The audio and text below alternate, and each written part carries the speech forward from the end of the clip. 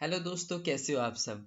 आज हम स्टार्ट करने वाले हैं इलेक्ट्रिक फ्लक्स। इलेक्ट्रिक फ्लक्स को पढ़ने से पहले हम यहाँ समझेंगे कि किस तरह से एरिया जो है वो एक वेक्टर क्वांटिटी है या उसको हम वेक्टर क्वांटिटी बना सकते हैं। तो जैसे कि हमारे पास मान लेते हैं कोई शीट दे रखा है, ये हमारे पास एक रेक्टेंगुलर शीट है और इस शीट की डायरेक्शन या तो हम इनवर्ड या आउटवर्ड मान सकते हैं।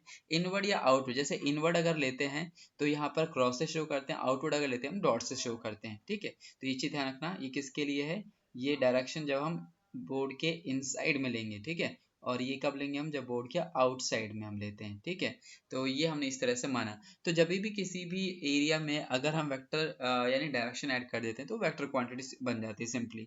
अब ऐसा हम क्यों पढ़ रहे हैं, क्योंकि इसकी हमें जरूरत पड़ेगी इलेक्ट्रिक फ्लक्स को पढ़ते टाइम पर। ओके, अब जैसे कि टू डायमेंशनल कोई ऑब्जेक्ट है, जैसे कि स्क्वायर शीट है या रेक्टेंगुलर शीट है, उसमें हम क्या इनवर्ड या आउटवर्ड डायरेक्शन मान सकते हैं। लेकिन अगर वहीं पर 3D ऑब्जेक्ट हो, जैसे कि स्फीयर हो गया है ना, जैसे क्यूब हो गया, ठीक है, जैसे मान लेते हैं ये हमारे पास क्या है, स्फीयर है। अब जो 3D ऑब्जेक्ट होता है इसमें हम डायरेक्शन क्या मानते हैं, इसमें हम डायरेक्शन ऑलवेज आउटवर्ड मांगते हैं। ठीक है, आउटवर्ड यानी बाहरी तरफ मानते हैं। इसी तरह से अगर हमारे पास मान लो कोई क्यूब है, क्यूबॉइड है, उसमें हम डायरेक्शन क्या लेंगे, उसमें भी हम आउटवर्ड लेंगे। यानी कि यहाँ पर एरिया वेक्टर क्या होगा, आउटवर्ड, इधर आउटवर्ड, इस साइड में बाहर, इधर इधर, इस तरह से। तो हम 3D ऑब्जेक्ट के लिए डायरेक्शन क्या लेते हैं, आउटवर्ड लेते हैं। ओके, और 2D के लिए क्या ले सकते हैं, हम इनवर्ड भी ले सकते हैं और आउटवर्ड भी ले सकते हैं। अब उसके बाद हम आगे पढ़ते हैं कि इलेक्ट्रिक फ्लक्स क्या होता है। ठीक है, सो ध्यान देना, इलेक्ट्रिक फ्लक्स को पढ़ने से पहले यहाँ पे थोड़ा सा समझ लेते हैं कुछ। ठीक है, बेसिक चीजें यहाँ पर क्या, मान लिया कि हमारे पास ना ये एक कोई रेक्टेंगुलर शीट है, ठीक है, और हमने एक क्या है, इलेक्ट्रिक फील्ड लगा रखा है। अभी अगर हम इलेक्ट्रिक फील्ड से पास होने वाले इलेक्ट्रिक फील्ड इस शीट से पास होने वाले इलेक्ट्रिक फील्ड लाइंस की अगर बात करें तो कितनी लाइंस पास हो रही है, 1 2 3 4। तो हम यहाँ पे बोल देते हैं इसका क्या है, जो इलेक्ट्रिक फ्लक्स है वो 4 है। लेकिन अगर हम इलेक्ट्रिक जो फील्ड है उसकी स्ट्रेंथ को बढ़ा दें, है ना, तो क्या होगा कि मान लेते हैं कि ये इलेक्ट्रिक फील्ड लाइंस और ज्यादा बढ़ गई, है ना, इस तरह से हमने यहाँ पर बढ़ा दिया। तो अब कितनी पास हो रही है, तो काउंट करते हैं, 1 2 3 4 5 6 7 8। तो अब यहाँ पे फ्लक्स क्या हो गया, 8 हो गया। इसका मतलब इलेक्ट्रिक फ्लक्स क्या है, तो बड़ा ही सिंपल सी डेफिनेशन हम बता सकते हैं इसकी, कि number of electric field lines crossing a given area. क्या बोला हमने, कि इस एक दिए हुए एरिया से कितने number of electric field lines cross कर रही हैं, उसी को क्या बोलते हैं, इलेक्ट्रिक फ्लक्स। तो बहुत ही सिंपल सी डेफिनेशन जो है इसकी, वो क्या है, वो है number of electric field lines passing through a given area is known as electric flux. तो इलेक्ट्रिक फ्लक्स क्या है, simple, number of electric field lines crossing area, यानी कितनी लाइंस उस एरिया से पास हो रही हैं, वही उसका इलेक्ट्रिक फ्लक्स है। अब मैथमेटिकली कैसे इसको रिप्रेजेंट करते हैं वो चीज हम यहाँ पे देखने वाले हैं। ओके, तो मैथमेटिकली यहाँ पे देखने के लिए सबसे पहले इस सिचुएशन को समझते हैं। मैंने जैसे बताया कि जो हमारा फ्लक्स होता है, इलेक्ट्रिक फ्लक्स होता है, वो किन किन चीजों पर डिपेंड करे। तो सबसे पहले हम ध्यान देते हैं इंटेंसिटी ऑफ इलेक्ट्रिक फील्ड। पहली चीज क्या होगी, इंटेंसिटी ऑफ इलेक्ट्रिक फील्ड। मान लेते हैं हमने जो इलेक्ट्रिक फील्ड लगाया है वो अभी कितना है, 5 न्यूटन पर कूलम का है। ठीक है, अच्छा, 5 न्यूटन पर कूलम मतलब ये हमने इलेक्ट्रिक फील्ड आया वो उसकी स्ट्रेंथ है। अब वहीं पे हम 5 की जगह 50 कर देते हैं, यानी हमने बहुत ज्यादा इलेक्ट्रिक फील्ड लाइंस कर दी। बहुत ज्यादा इलेक्ट्रिक फील्ड लाइंस करने का मतलब अब ये क्लोज हो जाएंगे, काफी ज्यादा क्लोज हो जाएंगी, है ना, तो उसकी स्ट्रेंथ बढ़ गई यहाँ पे, तो अब ज्यादा पास होंगी। तो इसका मतलब क्या है, कि जो हमारा फ्लक्स होता है, जो इलेक्ट्रिक फ्लक्स होता है उसको हम फाई ई से डिनोट करते हैं, वो डायरेक्टली प्रोपोर्शनल होगा किसके, इलेक्ट्रिक फील्ड स्ट्रेंथ के। ठीक है, इलेक्ट्रिक फील्ड के डायरेक्टली प्रोपोर्शनल है। यानी कि अगर हम स्ट्रेंथ को बढ़ाएंगे तो फ्लक्स भी बढ़ेगा। यानी पहले 10 लाइंस पास हो रही थी, जब हमने इलेक्ट्रिक फील्ड को बढ़ाया तो अब 50 लाइन पास होने लग गई। तो इसका मतलब क्या है, कि जो फ्लक्स है वो इलेक्ट्रिक फील्ड पे डिपेंड करता है। दूसरा, क्या वो एरिया पे भी डिपेंड करता है, तो आंसर है बिल्कुल। कैसे, अगर मान लो यहाँ पे एक छोटा सा स्फीयर ले लेता मैं तो उससे कम लाइंस पास हो रही थी, उसी की जगह एक बड़ा सा स्फीयर ले लेंगे तो उससे ज्यादा लाइंस पास होंगी। तो इसका मतलब एरिया पर भी वो डिपेंड करता है। तो flux is also directly proportional to the area of the sheets और प्लेट। ठीक है, अब यहाँ पे इन दोनों को अगर हम कंबाइन करते हैं, now combining first and second, तो हम क्या देख सकते हैं कि phi is directly proportional to E A. ठीक है, यानी इलेक्ट्रिक फील्ड और एरिया पर डिपेंड करता है। लेकिन यहाँ पे एक और कॉन्सेप्ट आता है, वो है एंगल का कॉन्सेप्ट। यानी अगर हम मान लो इस प्लेट को कुछ एंगल थीटा पे कर देते हैं रोटेट, तो अब यहाँ पे कुछ इलेक्ट्रिक फील्ड लाइंस कम होंगी कि ज्यादा होंगी। फिर हमने थोड़ा सा और टिल्ट कर दिया, ऐसा करते करते हम मान लेते हैं कि प्लेट हमने ऐसे रख दी। अब प्लेट को अगर ऐसे रख दोगे तो हो सकता है कि इससे number of electric field lines cross करें ही ना, या फिर एक या दो हो करके जा पाए। तो यहाँ पे हमने क्या देखा कि जब हमने इस प्लेट को इलेक्ट्रिक फील्ड के अलोंग रखा, यानी एंगल जब हमारे पास क्या है, या ध्यान से समझना यहाँ पे इस चीज को, बहुत इंपॉर्टेंट है, ठीक है।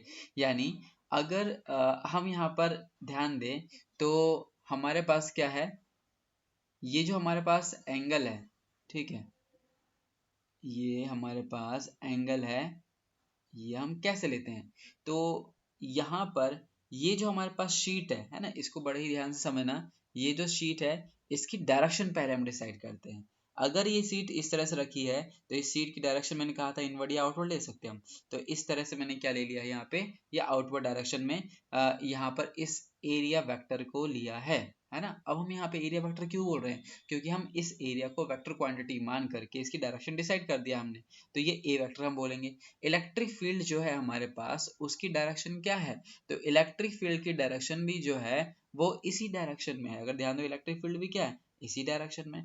तो जब इलेक्ट्रिक फील्ड और एरिया दोनों पैरेलल हैं, यानी कि एंगल जब जीरो है, तो उस केस में फ्लक्स जो है, यानी नंबर ऑफ इलेक्ट्रिक फील्ड ज्यादा पास हो रही है, यानी फ्लक्स जो है वो क्या हो रहा है, मैक्सिमम हो रहा है हमारे पास, ठीक है।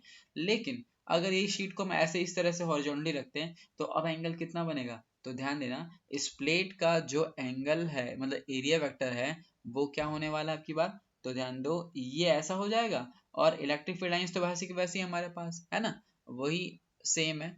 तो इस केस में एंगल आप मुझे बता सकते हो क्या होने वाला है, 90 का। तो 90 जब हमारे पास एंगल होता है तो फ्लक्स यहाँ पे क्या हो रहा है, मिनिमम हो रहा है, ठीक है। तो फ्लक्स क्या हो गया यहाँ पर, मिनिमम। तो अब कॉस या साइन, इनमें से कौन सा ऐसे टर्म है हमारे पास जो कि जीरो पर तो मैक्सिमम वैल्यू देते हैं लेकिन 90 पर मिनिमम वैल्यू, सॉरी, जीरो पर मैक्सिमम वैल्यू और 90 पर मिनिमम वैल्यू देते हैं, तो वो हमारे पास टर्म कौन सा है, तो ध्यान देना साइन जीरो तो जीरो होता है लेकिन कॉस जीरो वन होता है, यानी कॉस एक ऐसा टर्म है जो जीरो पर मैक्सिमम वैल्यू देता है। तो इसके अंदर एक एंगल वाला कॉन्सेप्ट भी आया जो कि था हमारे पास कॉस थीटा, ठीक है। तो ध्यान देना यहाँ पर, ये जो हमारे पास phi is directly proportional to E A, साथ में क्या लग जाएगा यहाँ पर, कॉस थीटा लग जाएगा, ओके। अब डायरेक्टली प्रोपोर्शनल को अगर हटाते हैं तो हमें मिलने वाला कोई कांस्टेंट, उस कांस्टेंट को हम के से डिनोट करेंगे, तो फाई इज इक्वल टू आ जाएगा ई ए कॉस थीटा। अब यहाँ पर फ्लक्स को वन, इलेक्ट्रिक फील्ड को वन, एरिया को वन, थीटा को जीरो करते हैं, तो यहाँ से के की वैल्यू वन आएगी, के की वैल्यू को हम वन पुट करेंगे, तो सिंपली हमारे पास फॉर्मूला आता है कौन सा, phi is equal to E A cos theta, okay. तो ये एक बहुत ही इंपॉर्टेंट सा हमारे पास फॉर्मूला मिलता है किसका, इलेक्ट्रिक फ्लक्स का। इलेक्ट्रिक फ्लक्स का एक छोटा सा ई लगा के यहाँ पे रखेंगे, जिसमें ई क्या है, E is the intensity of electric field, या इलेक्ट्रिक फील्ड भी बोल सकते हैं। A is the area vector and theta क्या है, theta is the angle between electric field and area vector, okay. तो यहाँ पर हमें इलेक्ट्रिक फ्लक्स जो है वो मिल गया, E is equal to cos theta. अब इसको वेक्टर फॉर्म में अगर हम लिखने वाले हैं तो कैसे दिखेगा, तो मैंने बताया था तुम्हें यहाँ पर कि अगर हमारे पास ए बी कॉस थीटा होता है तो उसको क्या लिख सकते हैं, और अगर हम पे ए बी साइन थीटा होता है तो उसे क्या लिख सकते हैं।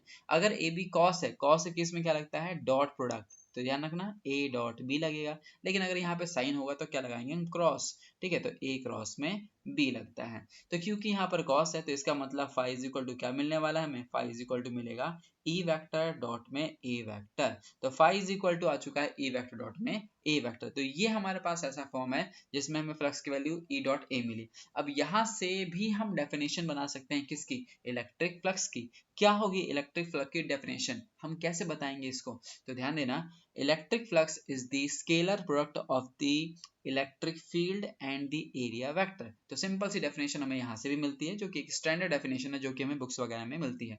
क्या, electric flux is defined as the scalar product, dot product को स्केलर प्रोडक्ट के नाम से भी जानते हैं हम। तो electric flux is known as, electric flux is the scalar product of the electric field and the area vector. अब ध्यान देना, ये जो हमारे पास इलेक्ट्रिक फ्लक्स है वो क्या है, वो एक स्केलर क्वांटिटी है, ठीक है। तो यहाँ पर ये जो हमारे पास है ये एक स्केलर क्वांटिटी है, ठीक है। कभी भी दो वेक्टर का अगर हम डॉट प्रोडक्ट करते हैं तो उससे हमें क्या मिलता है, एक स्केलर प्रोडक्ट मिलता है, ओके। तो ये चीज हमें ध्यान रखना है। अब यही चीजें मैंने यहाँ पर लिख रखी हैं, क्या, phi is equal to E vector dot में A vector phi is equal to E A cos theta, और इसकी डेफिनेशन क्या है, electric flux is the scalar product of the electric field and the area vector.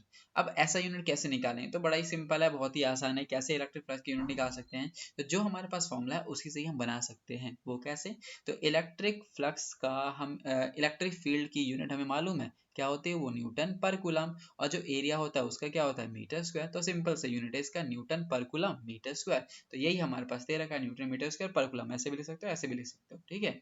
अब आती है बात dimensional formula की। डायमेंशनल फॉर्मूला कैसे लिखेंगे हम, तो बहुत ही सिंपल है ये तो। कैसे, इलेक्ट्रिक फील्ड का पता है हमें, एरिया का पता है, तो फटाफट लिख दो। अब भैया मुझे इलेक्ट्रिक फील्ड का ही नहीं पता, तो कैसे करेंगे, तो कोई बात नहीं, तो इसको भी हम समझ लेते हैं कैसे। तो सबसे पहले इलेक्ट्रिक फील्ड का हमें फॉर्मूला पता है, एक जनरल फॉर्मूला कौन सा था, force experienced per unit charge. अब फोर्स का तो डायमेंशनल फॉर्मूला हमें याद रखना ही पड़ेगा, और 11th क्लास से ही चलता हुआ आ रहा है। तो जैसा कि हमें मालूम है फोर्स का डायमेंशनल फॉर्मूला क्या होता है, mlt-2, ठीक है। तो ये हमें याद रखना है, ठीक है। चार्ज के लिए क्या होता है, at, ठीक है। तो बस सिंप्लीफाई कर दो इसको, तो ये आ जाएगा हमारे पास m, l एक ही हमारे पास, t एक और चला जाएगा ऊपर, तो t की पावर -3 हो जाएगा, और a को ऊपर लेके जाएंगे तो a की पावर -1। तो this is the dimensional formula for the electric field. Electric field का डायमेंशनल फॉर्मूला तुम्हें मालूम है, तो एरिया का तो वैसे भी पता ही हमें, क्या होता है एरिया का, एरिया का होता है एल स्क्वायर। तो बस मिल गया हमें डायमेंशनल फॉर्मूला। तो ये आ गया mlt-2, जो कि फोर्स के लिए लिखा था मैंने यहाँ पे, एरिया के लिए एल स्क्वायर आ गया, और चार्ज के लिए at आ गया। तो सिंप्लीफाई करने के बाद हमें ये मिल जाता है dimensional formula. Okay, and this is a scalar quantity. Okay, so ये हमारे पास था इलेक्ट्रिक फ्लक्स, ठीक है। अच्छा, इसके बाद, इसे करने के बाद अब हम पढ़ेंगे उसके बाद क्या, गॉस लॉ। तो होप ये आपको समझ आएगा। अगर इसमें कोई सा भी डाउट है ना, इसमें थोड़ी सी भी कंफ्यूजन वगैरह है, तो कमेंट करो, ओके, और अपने दोस्तों को शेयर करो। Thank you.